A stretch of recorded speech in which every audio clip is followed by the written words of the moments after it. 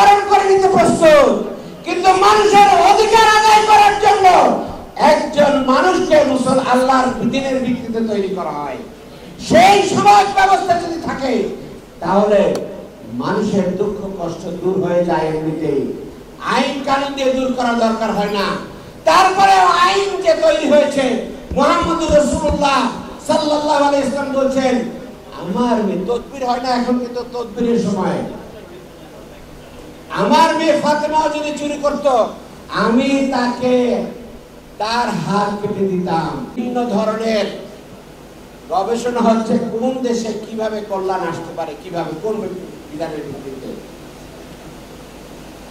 বিশ্ব চিন্তাবিদ George Bernard শা, একজন দার্শনিক, তিনি বলেছিলেন মুহাম্মদ রাসূলুল্লাহ সাল্লাল্লাহু আলাইহি ওয়াসাল্লামের মতো নেতৃত্ব যদি শাসন করতে পারে, তার যদি একক কর্তৃত্ব করতে পারে, তাহলে পৃথিবীতে শান্তি এবং কল্যাণ নিশ্চিত হতে পারে।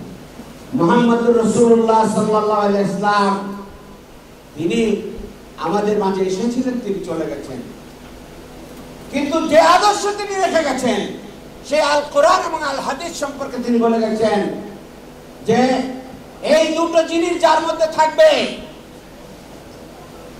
তাদের ভয় এবং চিন্তার কোনো কারণ নাই।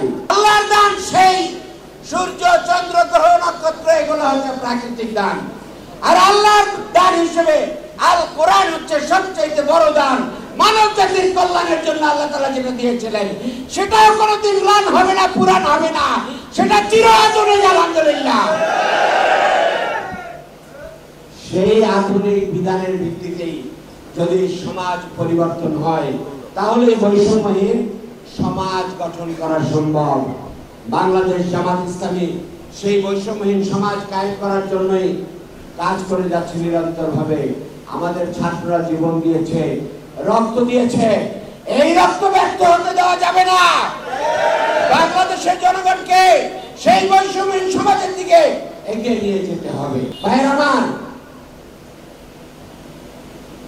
বাংলাদেশে এখন আলহামদুলিল্লাহ কেউ মানুষের অধিকার আটকে রাখার জন্য কোনো বাধা সৃষ্টি করতে পারবে না, ইনশাআল্লাহ।